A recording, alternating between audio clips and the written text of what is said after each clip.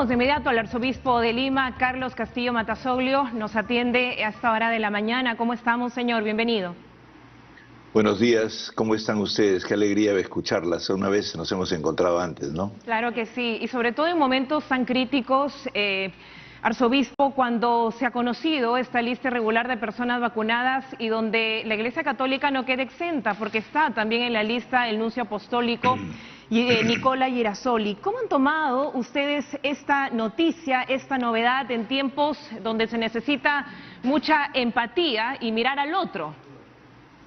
Bueno, en primer lugar, nosotros nos hemos indignado porque esta aparición es propia de alguien que, digamos, siendo una persona buena y muy trabajadora en favor de nuestro pueblo y de la Iglesia, simultáneamente ha entrado, yo no sé cómo, realmente él tiene una explicación que ha dado ayer en un comunicado, pero que ciertamente por la sola aparición en esa lista nos indigna, sea porque lo hayan puesto o sea porque él mismo ha tenido algo que ver. Lo cierto es que eso es una lista de privilegiados que han actuado a espaldas de la vida del pueblo, del sufrimiento de la gente. Es una lista de insolidarios. Es una pena que alguien de la Iglesia pueda estar ahí. De todas maneras, él manifiesta de que él no tuvo intencionalidad de esto, que fue una cosa compleja. Él ha hecho una explicación. Creo que todo se debe ser sometido a investigación y aclaración, porque este tipo de cosas en donde hay ambigüedades, inclusive me parece de la propia universidad. Ayer he escuchado yo al señor Málaga y me parece que la intervención que ha tenido es sumamente evasiva. Creo que tiene que investigarse y aclararse quizás en estos casos, caso por caso, pero evidentemente en todo esto hay unas ambiciones, unos enredos de secreteos y de cosas que francamente, cuando justamente hay gente sufriendo, no podemos ser indiferentes. O sea, es un mínimo de solidaridad y de sentido. Estamos practicando el sálvese quien puede decir a la gente que ellos aguanten, ¿no? Entonces, Sí. Esto destruye el sentido moral, destruye la ética, y entonces se crea desilusión y se crean situaciones extremas en que nos acusamos mutuamente unos a otros, y esto hay que pararlo porque es necesario extraer las enseñanzas de lo mejor que tenemos en este momento, que es la donación de nuestra gente al servicio de los demás. Monseñor Castillo, en este sentido, el presidente de la República dijo ayer que se requiere una regeneración ética y moral para poder superar esta pandemia. ¿Qué rol va a tener la Iglesia Católica y en este caso si se va a dar algún tipo de sanción ejemplar, ¿verdad?, por tener pues a un miembro de la Iglesia involucrado en esta lista? Mira, en este caso, dado que hay una serie de órdenes internos donde evidentemente el señor nuncio es parte de la diplomacia y del orden internacional del Vaticano, él tiene que resolverlo. Supongo que ya ha dado sus informes y se verá eso ahí, ¿no? De ahí no podemos entrar porque es una cuestión, digamos, prácticamente diplomática, ¿no? Lo que sí es que creo que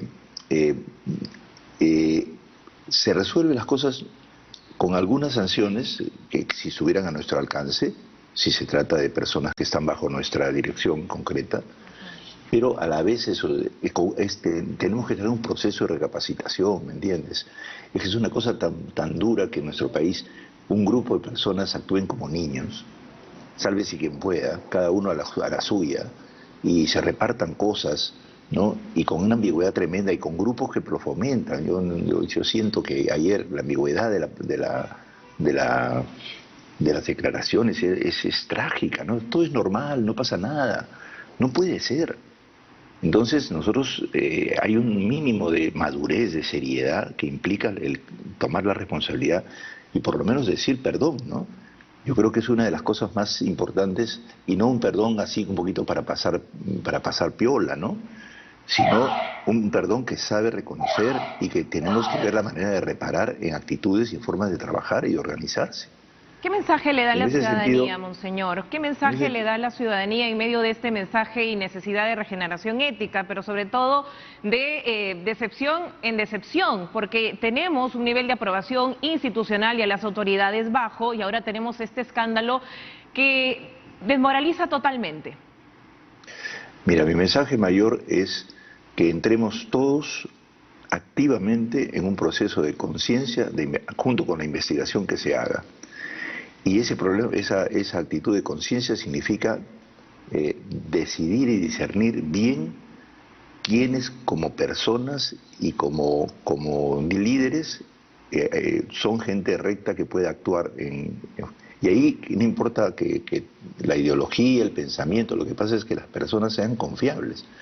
Y lo que pasa es que a veces también nos ilusiona con tantas propagandas y tantas cosas y no pensamos lo que vamos a decidir. Porque si no, no tendríamos el Congreso que tenemos, ¿es cierto? Entonces, y los congresos que tuvimos, y los líderes que hemos tenido.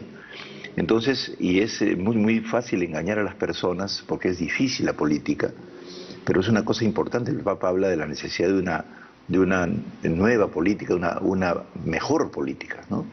Y entonces yo llamo a todos a que entremos todos en un proceso primero de petición de perdón los que han hecho mal. Segundo, una reflexión por parte nuestra de decidir el futuro con seriedad y luego no desesperarnos. Porque lo peor es cierto que nos desilusionan, porque crean ilusiones, pero también no debemos vivir solamente de las ilusiones, sino una visión más realista, ¿no? Necesitamos, también esto se debe a nosotros mismos que hemos participado de esto, ¿no? Y ante este llamado del pueblo, para que las personas que participaron de esta lista pidan perdón, reconozcan su error, así es. ¿Cómo interpreta entonces la carta del nuncio Girasoli, que aseguró que fue llamado como consultor en temas éticos y que aceptó la vacuna por haber sufrido él una situación delicada y haber estado delicado de salud? Sí, no dice exactamente que aceptó la vacuna, dice que simplemente aceptó un proceso, dice en el texto, ¿no? Que una especie de colaboración. Habría que investigar allí, evidentemente, cómo ha sido eso. Yo no entiendo. Sinceramente, me parece que hay cosas muy generales en el texto que son propias digamos, supongo que debe ser muy enredado explicar todo, ¿no? ¿Es un perdón? ¿Tendríamos que empezar tal vez con él? Sí, creo que a pesar de todo, en primer lugar había que pedir perdón porque no se puede estar en esa lista. Y si se dice yo he cometido el error de entrar en un proceso, inclusive si no conocía mucho, pero he hecho mal. Porque, digamos, objetivamente hay un mal, pues.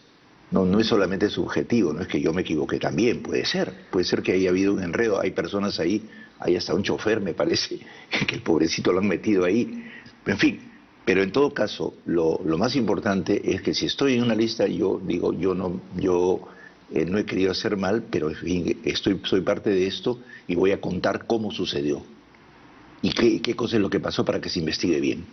Y así se puedan hacer las sanciones adecuadas a quien ha cometido una cosa realmente delictuosa. Usted no ha conversado con él, ¿verdad?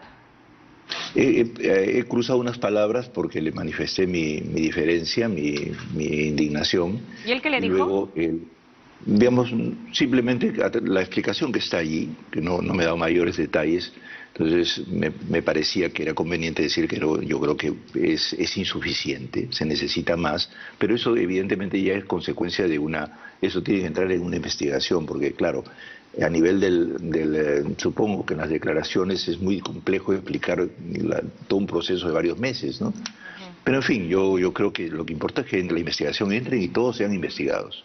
Bueno, y ya para terminar, ¿qué tomaría tal vez para que los peruanos podamos recuperar, ¿verdad? O lograr esta regeneración moral en este contexto? ¿Es posible, verdad, luego de tanto dolor y sufrimiento?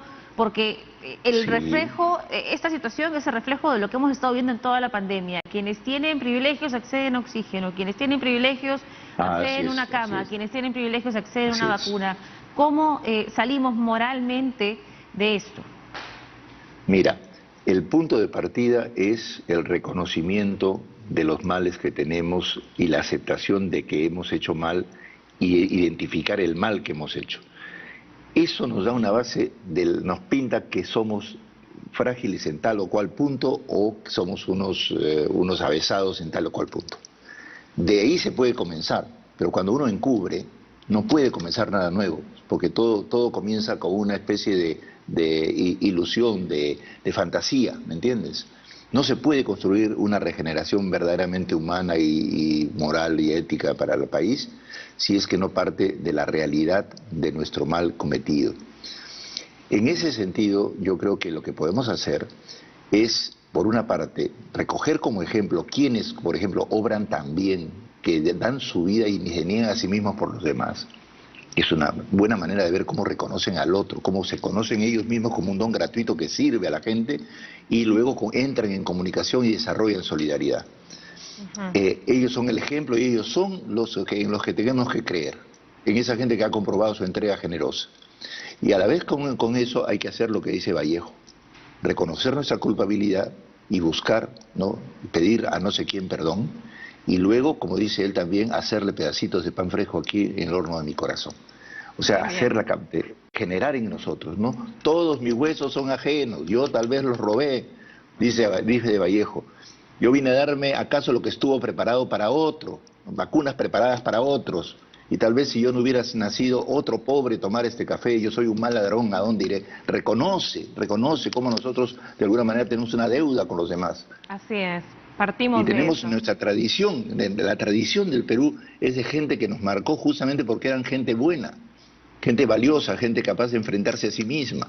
Monseñor, tenemos que reconocer. Sí, y creo que con eso nos despedimos y nos vamos porque creo que los buenos somos más. Así que muchas gracias por sus palabras. Hay mucha gente buena y además, eso sí, un momentito, buenos y a veces también cometemos errores y tenemos que ayudarlos a salir de ellos también, ¿ya? Claro que sí, no somos buenos, pero también pecadores en conversión. Muchas gracias, Monseñor Carlos Castillo, muy amable como siempre.